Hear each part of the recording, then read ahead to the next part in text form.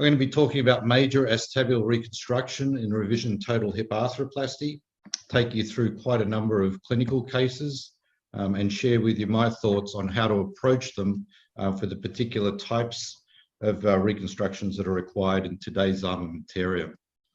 So when we think about complex acetabular reconstruction, the failure of an acetabular component leading to revision hip replacement is frequently associated with significant loss of periacetabular bone as a result of bone resorption. And this can be made even worse by the surgical trauma at the time of implant extraction, leaving considerable acetabular defect to reconstruct. This is a daunting process, not only in planning, but in execution. The aims, no matter how difficult, however, are the same. That is to reconstruct bone defects, secure firm primary fixation, and then ensure longevity of your fixation by promoting biological fix and load bypass the major deficiencies, trying to restore the hip center where possible. Now, you can use Poprosky's classification, which I would recommend, but due to time constraints, I'm not going to run through the details of this, but you should look for the integrity on x-rays of the weight-bearing dome, the medial wall, particularly the ischium and the pubis. These are indicators of the extent of bone loss and the type of reconstruction you're going to need. In principle, if the acetabular component migrates superiorly and laterally, you will lose more of the posterior column. If the acetabular component migrates superiorly and medially, you will lose more of the anterior column. There are a number of options for acetabular reconstruction. I'm going to discuss most of them, but I won't be discussing en bloc allografts or impaction grafting. But I do have experience with jumbo cups, porous cups, reconstruction rings and cages, and bone grafting. We're going to be talking about trabecular metal augments, cup cage constructs, and also talk about triflange custom implants for the most severe of acetabular reconstructions. If you want a good synopsis, this paper by Won Shon from Seoul, Korea on acetabular reconstruction and total hip arthroplasty is a good review of this topic, published at Hip and Pelvis in 2016. Let's start with type 2C, isolated medial migration in these screw-in cups over a number of years can lead to significant defects, particularly of the anterior column.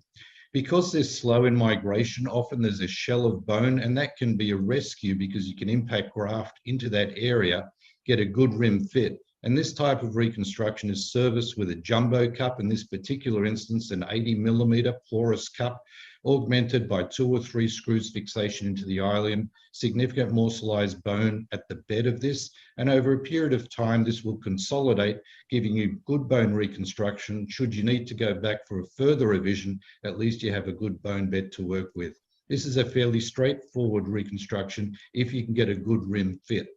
If, however, a rim fit is not possible due to a more extensive lysis, then acetabular cages provide an effective means of transmitting loads to stronger cortical bone away from the defective acetabulum. There are 2 groups of cages, the anteprotrusio rings and load bypass cage. Addressing the anteprotrusio cages, like the Gans cage, it's effective for types 2 and some type 3 where the teardrop lysis is only mild. Therefore, you can use the obturator hook to actually secure fixation distally. This necessarily brings the center of rotation to the correct position so you don't have too much proximal migration of your new cup.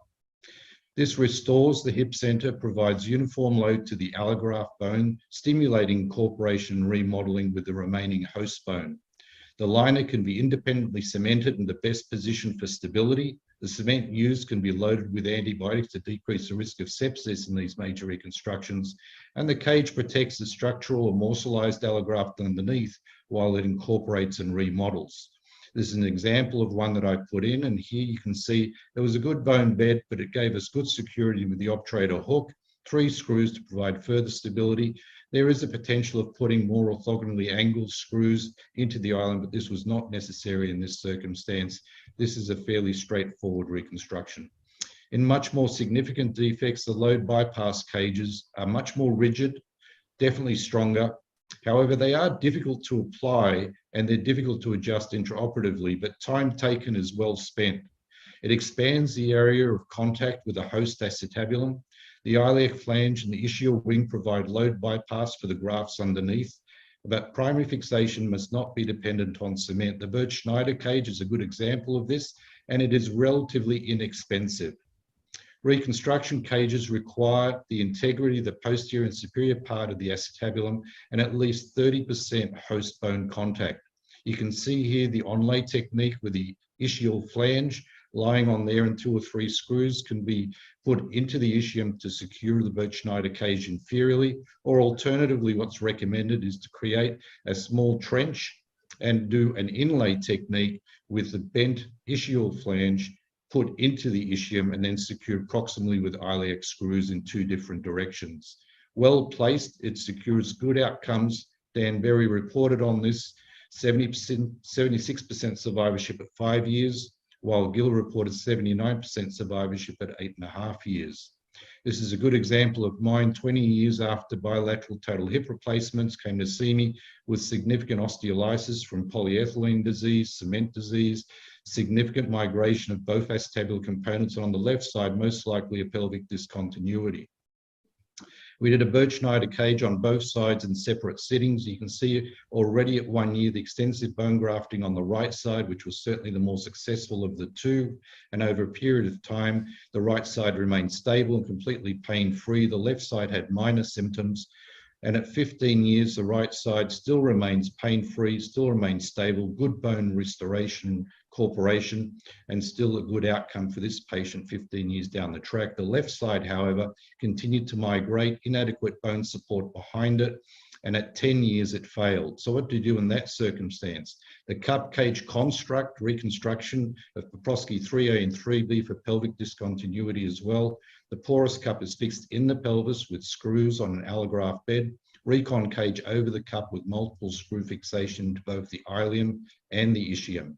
Skulko in 2017 reported on 57 patients with Poprosky 2B to 3B.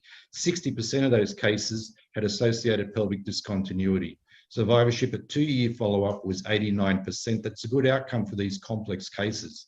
So in this patient of mine who failed at 10 years, principally due to a leg length discrepancy as it shortened with a limp and some pain, required reconstruction. The construct was extracted, the bone bed prepared, morcellized graft was impacted into the soft tissue and the bone bed, and this was stabilized then with a large giant titanium shell, highly porous with multiple screws through the dome. This was further stabilized then with a cage construct into this, and then the polyethylene liner cemented in situ.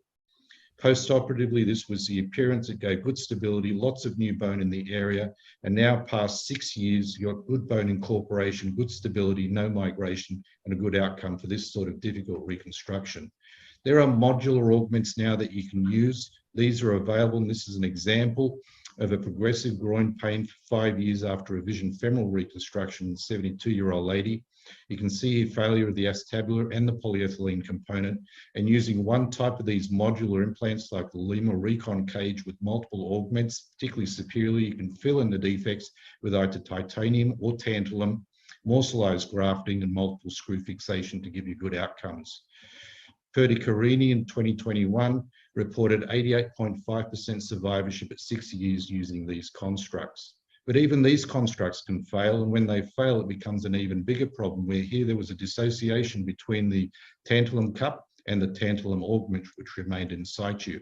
This lady came to see me with problems on both sides. She required a reconstruction, and really the only option I could see here was a patient-matched implant. These custom implants use solid engineering to address the most complicated cases of loss and deformity.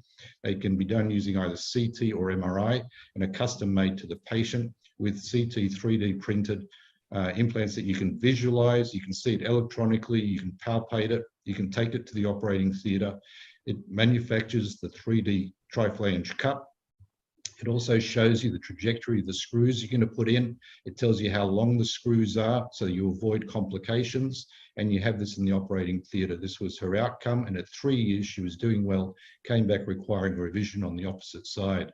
Another example of a catastrophic hip failure in this patient who eventually lost it all, again done with custom-made implants, the CT scan for the patient-matched implant, the triflange cup, the trajectories of the screws, and then the insertion. These are not easy surgery. It is difficult. It takes a bit of time, but it's time well spent if you get an outcome like this with good stability and the patient is walking at 6 weeks comfortable again after a year or so of discomfort.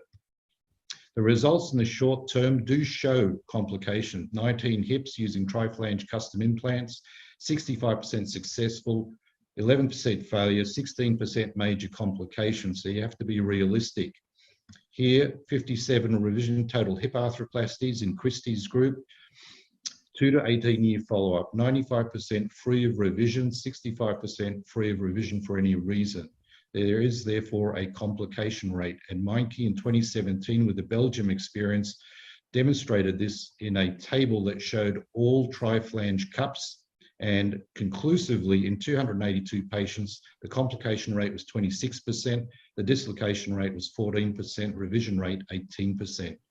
So the complications, predominantly dislocation or infection, are the ones we worry about, but nerve palsy, component loosening, and altered gait biomechanics are a problem. So in conclusion, this is big league surgery with major consequences if things don't go to plan. So plan your surgery very well. You have numerous options to choose from, but you have to have realistic expectations, and you need to impart these onto your patients.